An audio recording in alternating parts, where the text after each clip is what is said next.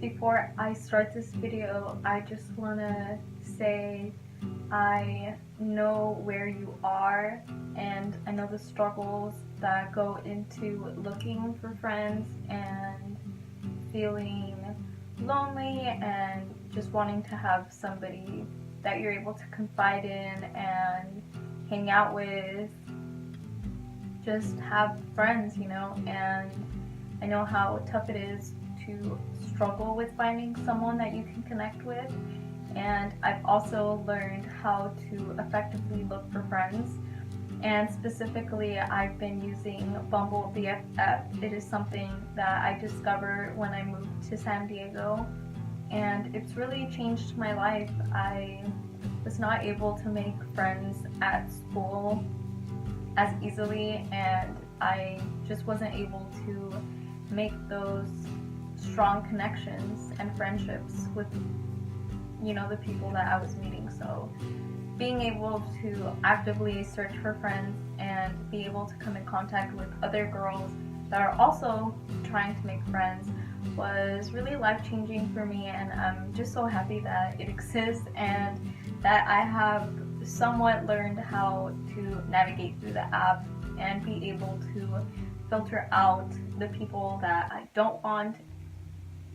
So today I will be giving you 5 tips on how to use Bumble BFF effectively. It's worked for me, and I can't imagine it not working for you as well, because if you follow these simple steps, then you should be attracting all the good people that you want.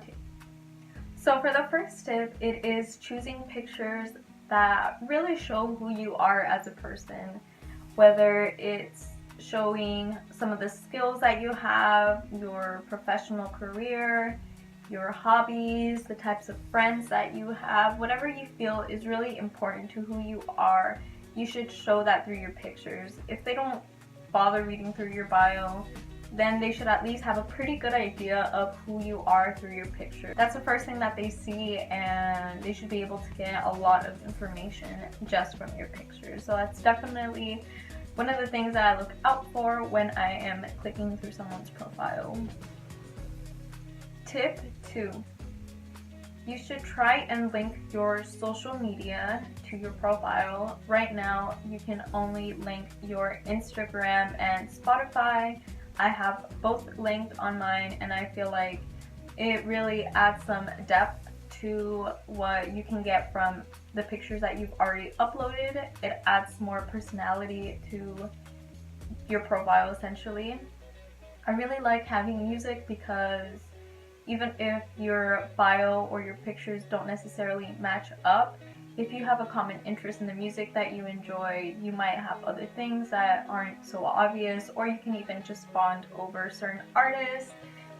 I wouldn't say it's a huge factor for me, but I know if the music taste is really different, then I might be more likely to not want to match with them. So yeah, just something to consider.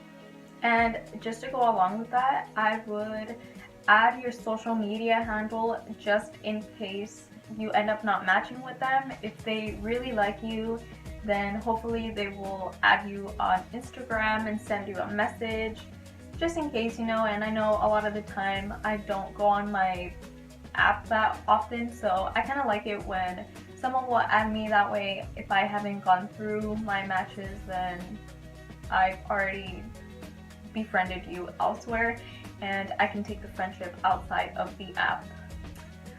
Okay, so this is probably the most important thing. This is the most important thing to me, at least. Really spend time on your bio. So when I first started using Bumble, I had a really basic bio, honestly. I just said, I'm new to the city, I want someone to show me around, I want to explore the city with you, blah blah blah. But I didn't really have anything about who I am, and I was just getting too many girls that I was not emotionally connected to, if that makes sense. So basically, I would just really put some time and effort into crafting your bio just so people can read who you are. Make sure to add your personality, just explain a little bit about what you're like as a friend. Are you loud? Are you adventurous? Are you more timid? Do you like to stay in more than go out? Just whatever you think is truly the most important, and then go off from there.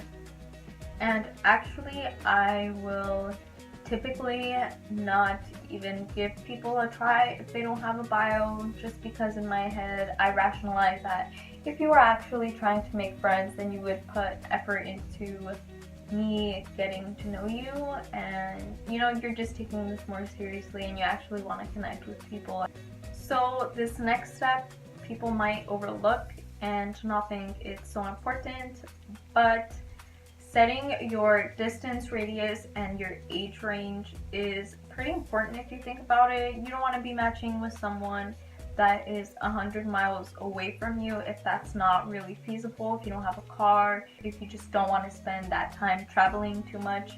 I try to limit it to maybe 10 or 15 miles just because I want somebody that I can, you know, hang out with pretty often and form a solid friendship. If I'm not seeing you too often, if I've only met you once, maybe twice, then I probably won't have as much of opportunity or time to really grow that friendship and nurture it. So I feel like it's kind of pointless to have friends that live super far away from you, but if you live really far away from other people, then obviously you might have to extend it further. But that's just something to consider.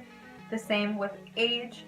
If you are in two completely different places in life, you just might not be able to vibe very well together. I don't know, it's up to each person. Obviously there's going to be exceptions. I'm not saying you can't be friends with someone that's older or younger than you, because I do have a lot of older and younger friends, but you know, I just don't want to be wasting people's time, I guess. My last and final tip is match with people that you are genuinely interested in befriending and would be willing to meet that same day if they ask.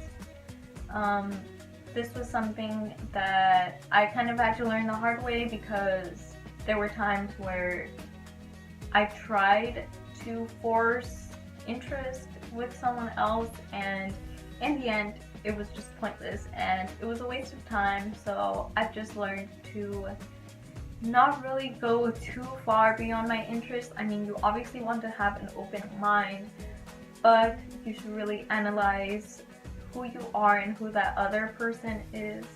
You know, you just want to be selective on who you're associating yourself with. If you are very quiet, then maybe you don't want somebody that is constantly, I don't know, going out if that's not what you're into, for example. You know what I mean? You can just tell.